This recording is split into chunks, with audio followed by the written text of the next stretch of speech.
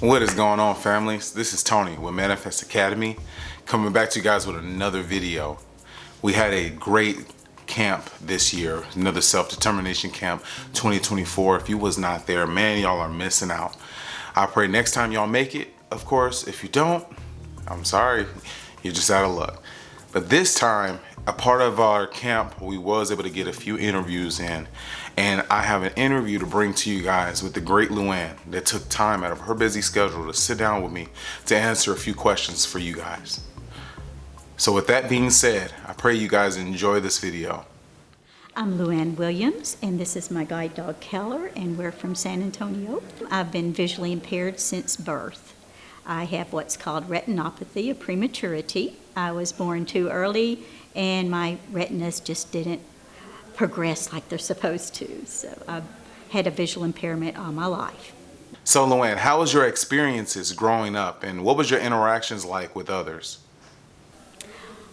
Well, let's see. As a child, I attended the Arkansas School for the Blind. Back then, there were not many programs.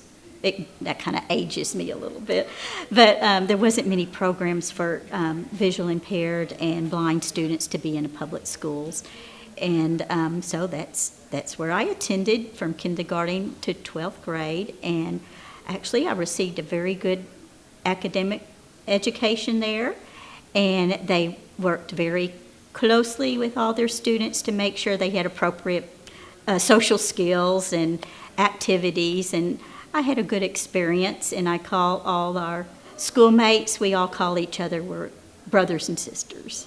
So I had a good growing up period. From there, I went on to college and received a degree in special education and specialty working with blind and visually impaired students. What's something that you would like others to know about people that have developmental disabilities?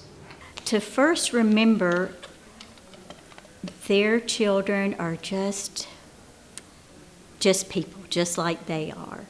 Yes, they may have some differences, but you work through those difficulties. But remember first, they're just a person like anyone else is.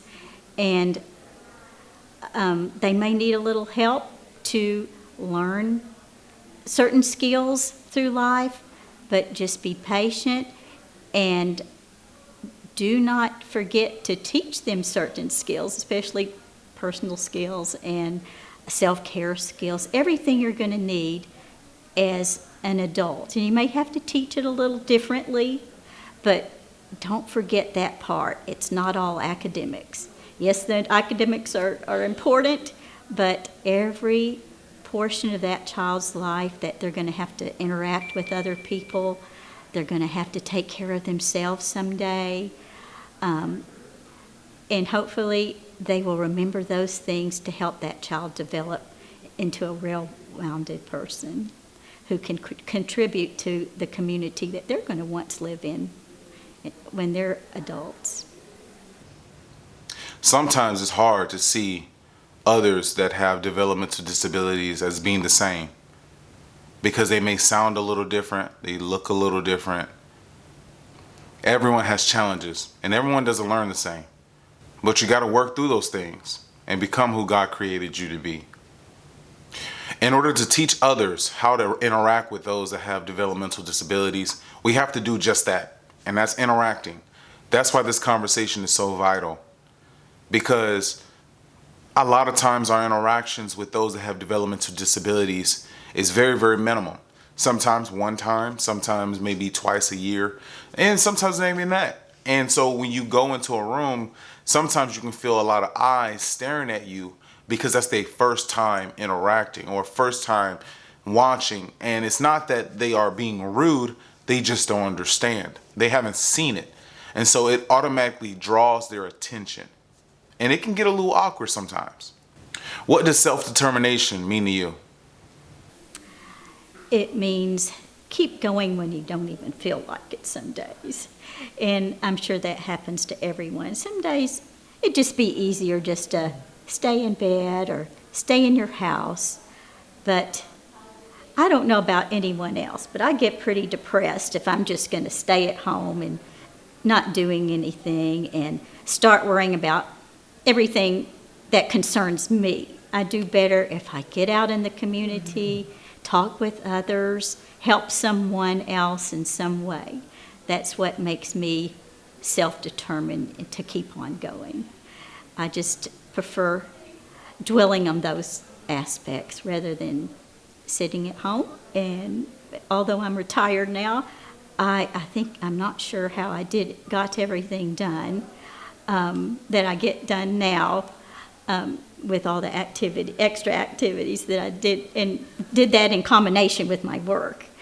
And I'm still very busy as a retired person because I know if I didn't get out to try to help someone else, then I'm unable to help myself because I get too deep of a sad situation that way. But I prefer helping others the best I can. And to me, that helps me. Boy, oh boy, what she just said, man, that is a hard thing to do. Sometimes it's hard to get out the house. Sometimes it's just easier just to stay inside. But we can't do that. That's not a life to live. You gotta get up, you gotta get out there, you gotta get to work.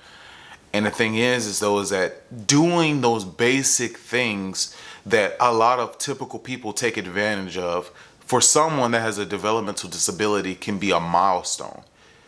Those same things can be so difficult, just to be able to get dressed in the morning, just to be able to try to load up and go to the grocery store or go to school or go to an event, go to church, go wherever you're going. And for a lot of parents and for a lot of adults, it's just easier just to stay inside. You don't have to worry about those things. You keep everything encased in. Those difficulties, you keep them inside the house. So a lot of our families, a lot of people just choose to just stay indoors. But that is not a life to live. You have to get out and be able to see the world. Yes, it's difficult, but do not let that stop you. Is there any last comments that you have for the people? One thing that I think is helpful to families, if they had someone in a similar situation like blindness or deafblindness or whatever the conditions that their children might be facing, is to talk with someone who's been through it already. I think it gives them a little hope, and it just, because many times maybe they haven't even met another person with disabilities, or I think in this case, is it mostly blind and deafblind? Okay. So maybe they've never even met someone who's had those difficulties as well. And so it just really helps the families, I think, to talk with other adults who've been through situations, of course, as their children have. Another blind person, another deafblind person. I know quite a few deafblind adults who have adjusted wonderfully. And so I think it would help families not only, I mean, believe me, it's great that you have a support system here that you can talk with other families who are going through the same thing, but maybe invite some other adults who have already experienced it to help them understand what they may have gone through and ways they might be able to help their children. Man, this interview was great. I love this type of conversation. It allows people to really be able to dialogue and discuss some things that may not typically be discussed. I pray that you was able to watch this interview and be able to get some things that can better help you and motivate you to be able to do more. This message was for people that have developmental disabilities, but it's not only for them, it's for people that are typical as well. Because like I said earlier, we all have challenges that we have to overcome. And guess what? We're all in it together. We all have to work towards being who God called us to be.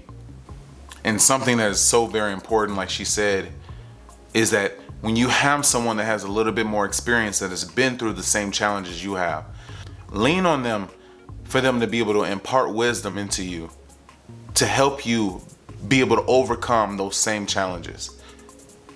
I'm Tony with Manifest Academy. See you again.